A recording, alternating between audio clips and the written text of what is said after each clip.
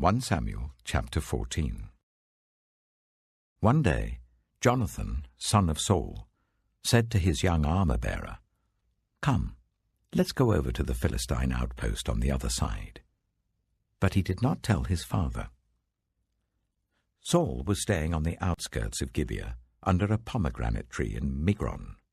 With him were about 600 men, among whom was Ahijah, who was wearing an ephod. He was a son of Ichabod's brother, Ahitub, son of Phinehas, the son of Eli, the Lord's priest in Shiloh. No one was aware that Jonathan had left. On each side of the pass that Jonathan intended to cross to reach the Philistine outpost was a cliff. One was called Bozez, and the other Seneh.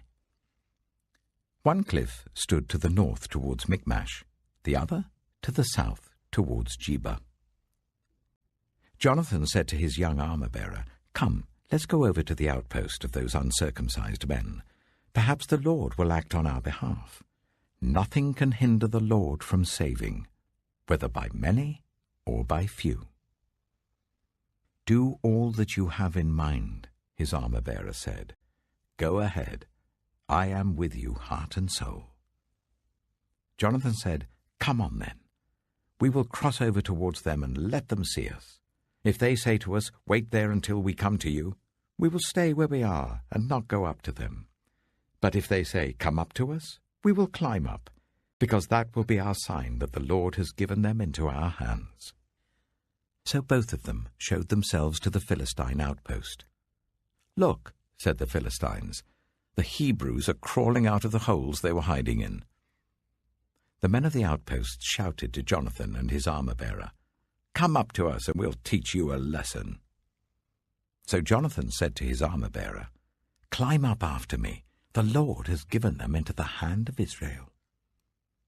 Jonathan climbed up using his hands and feet, with his armor-bearer right behind him. The Philistines fell before Jonathan, and his armor-bearer followed and killed behind him. In that first attack, Jonathan and his armor-bearer killed some 20 men in an area of about half an acre. Then panic struck the whole army, those in the camp and field and those in the outposts and raiding parties, and the ground shook. It was a panic sent by God. Saul's lookouts at Gibeah in Benjamin saw the army melting away in all directions. Then Saul said to the men who were with him, "Muster the forces and see who has left us." When they did, it was Jonathan and his armor-bearer who were not there. Saul said to Ahijah, "Bring the ark of God." At that time it was with the Israelites. While Saul was talking to the priest, the tumult in the Philistine camp increased more and more. So Saul said to the priest, "Withdraw your hand." Then Saul and all his men assembled and went to the battle. They found the Philistines in total confusion, striking each other with their swords. Those Hebrews who had previously been with the Philistines and had gone up with them to their camp went over to the Israelites who were with Saul and Jonathan. When all the Israelites who had hidden in the hill country of Ephraim heard that the Philistines were on the run, they joined the battle in hot pursuit. So on that day the Lord saved Israel, and the battle moved on beyond Beth-aven. Now the Israelites were in distress that day, because Saul had bound the people under an oath, saying, "Cursed be anyone who eats food before evening comes, before I have avenged myself on my enemies." So none of the troops tasted food.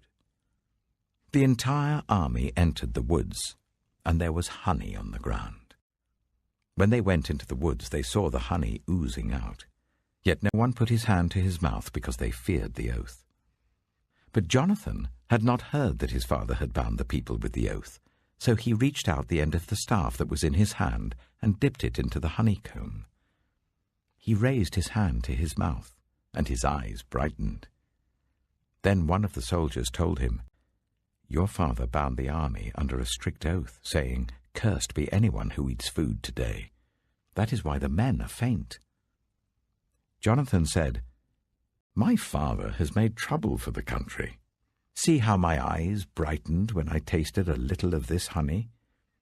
How much better it would have been if the men had eaten today some of the plunder they took from their enemies. Would not the slaughter of the Philistines have been even greater?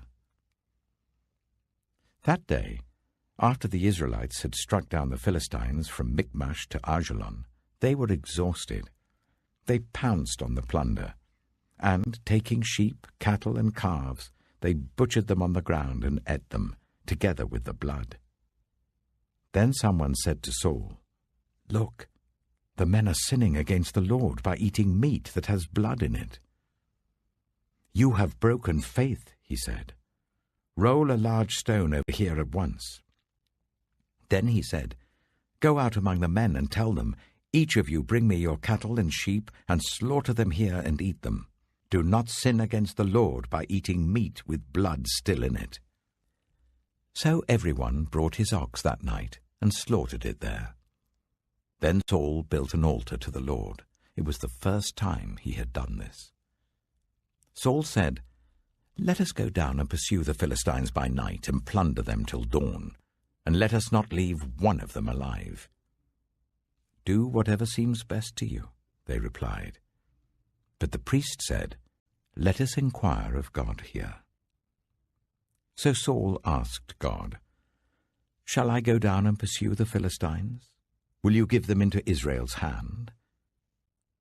But God did not answer him that day.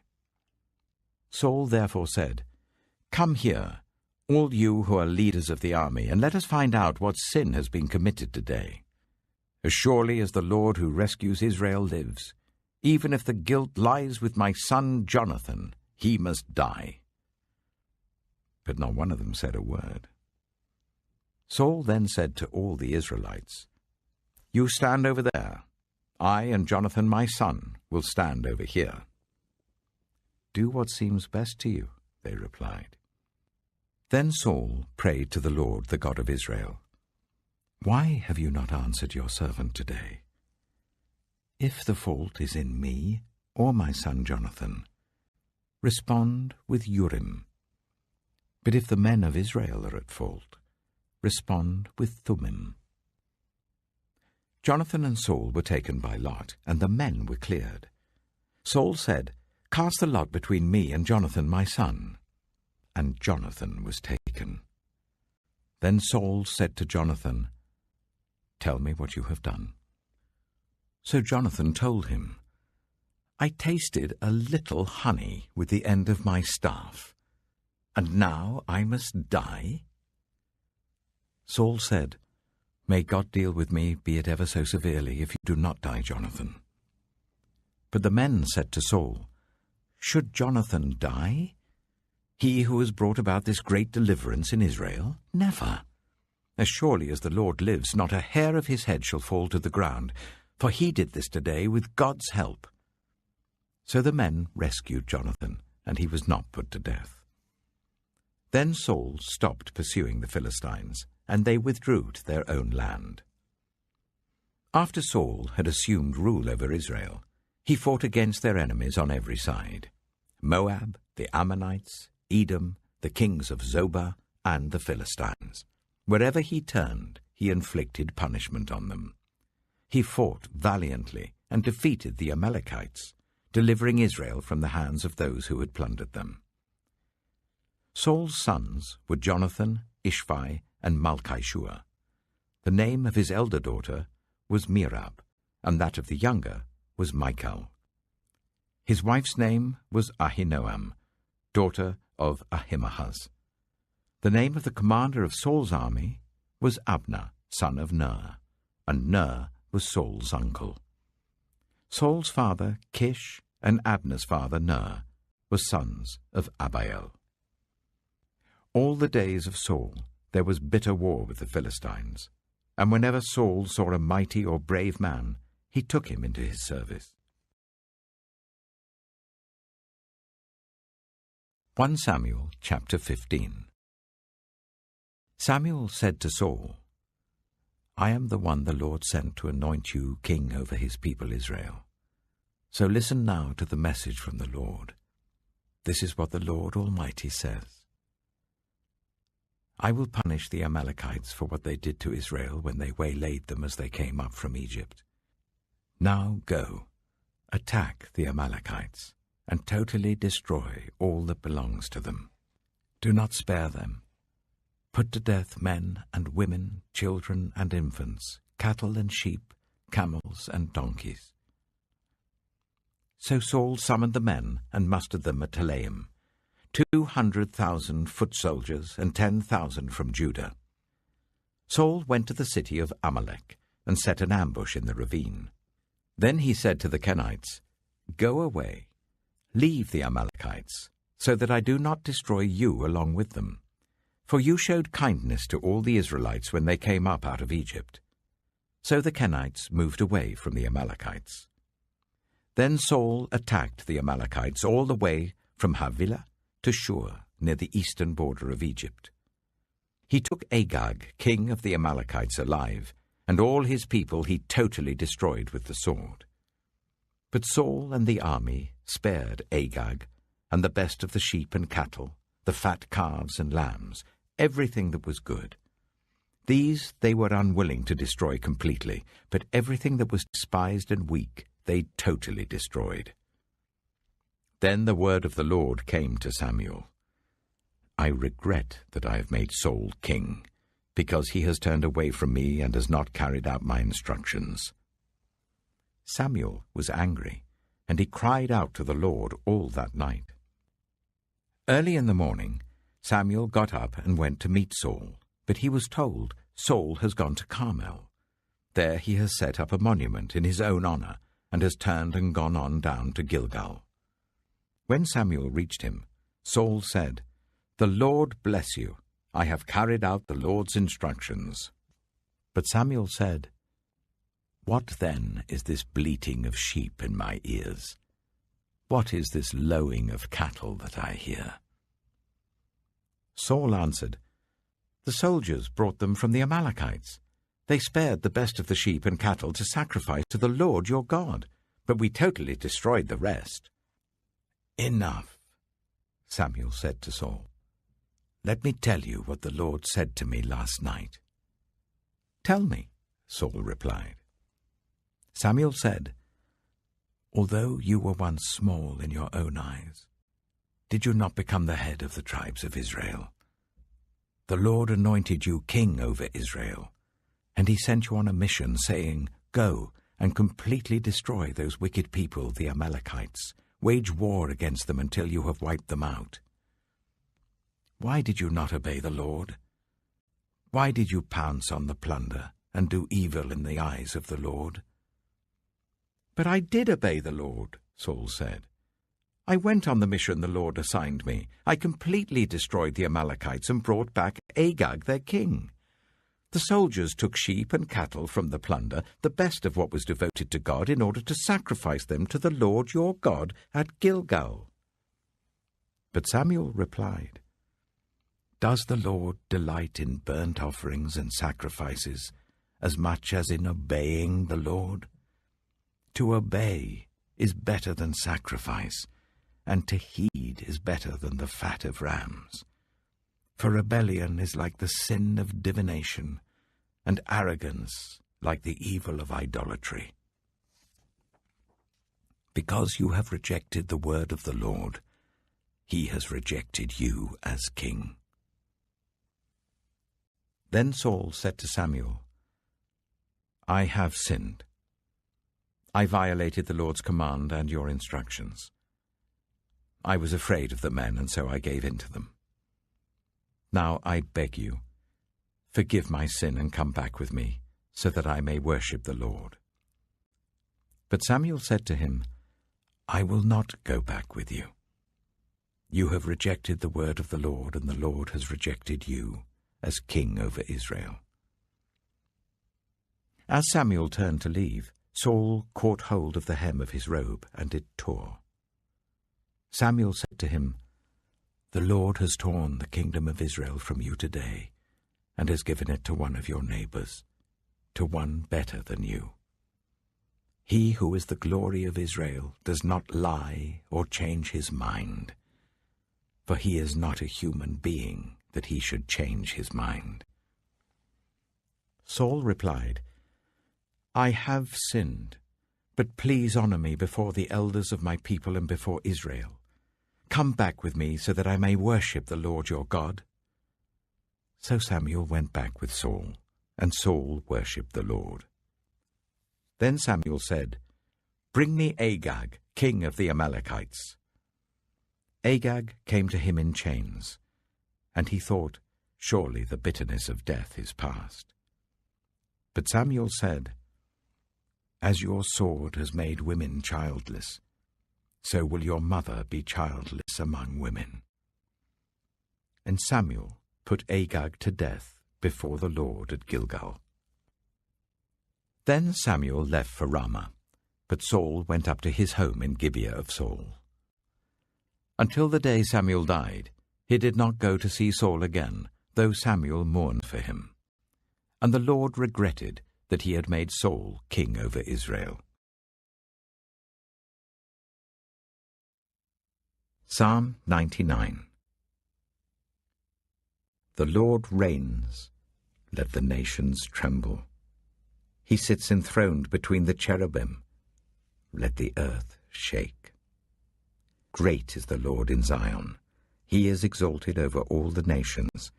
Let them praise your great and awesome name. He is holy.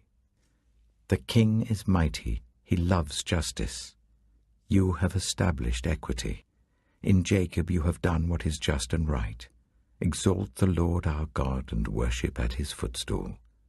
He is holy. Moses and Aaron were among his priests. Samuel was among those who called on his name. They called on the Lord, and he answered them. He spoke to them from the pillar of cloud. They kept his statutes and the decrees he gave them. Lord, our God, you answered them. You were to Israel a forgiving God, though you punished their misdeeds. Exalt the Lord our God, and worship at his holy mountain. For the Lord our God is holy. Proverbs chapter 6. My son, if you have put up security for your neighbor, if you have shaken hands in pledge for a stranger, you have been trapped by what you said, ensnared by the words of your mouth. So do this, my son, to free yourself, since you have fallen into your neighbor's hands. Go to the point of exhaustion and give your neighbor no rest. Allow no sleep to your eyes, no slumber to your eyelids. Free yourself, like a gazelle from the hand of the hunter, like a bird from the snare of the fowler. Go to the ant, you sluggard. Consider its ways, and be wise. It has no commander, no overseer or ruler, yet it stores its provisions in summer, and gathers its food at harvest. How long will you lie there, you sluggard? When will you get up from your sleep? A little sleep, a little slumber, a little folding of the hands to rest, and poverty will come on you like a thief, and scarcity like an armed man.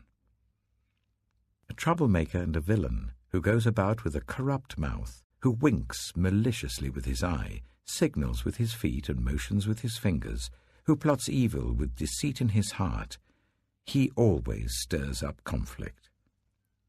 Therefore disaster will overtake him in an instant. He will suddenly be destroyed without remedy. There are 6 things the Lord hates, 7 that are detestable to him: haughty eyes, a lying tongue, hands that shed innocent blood, a heart that devises wicked schemes, feet that are quick to rush into evil, a false witness who pours out lies, and a person who stirs up conflict in the community. My son, keep your father's command, and do not forsake your mother's teaching. Bind them always on your heart, fasten them round your neck. When you walk, they will guide you. When you sleep, they will watch over you. When you awake, they will speak to you. For this command is a lamp, this teaching is a light. and correction and instruction are the way to life, keeping you from your neighbor's wife, from the smooth talk of a wayward woman. Do not lust in your heart after her beauty, or let her captivate you with her eyes. For a prostitute can be had for a loaf of bread, but another man's wife preys on your very life. Can a man scoop fire into his lap without his clothes being burned? Can a man walk on hot coals without his feet being scorched? So is he who sleeps with another man's wife. No one who touches her will go unpunished. People do not despise a thief if he steals to satisfy his hunger when he is starving. Yet if he is caught, he must pay sevenfold, though it costs him all the wealth of his house. But a man who commits adultery has no sense. Whoever does so destroys himself. Blows and disgrace are his lot, and his shame will never be wiped away. For jealousy arouses a husband's fury, and he will show no mercy when he takes revenge. He will not accept any compensation. He will refuse a bribe, however great it is.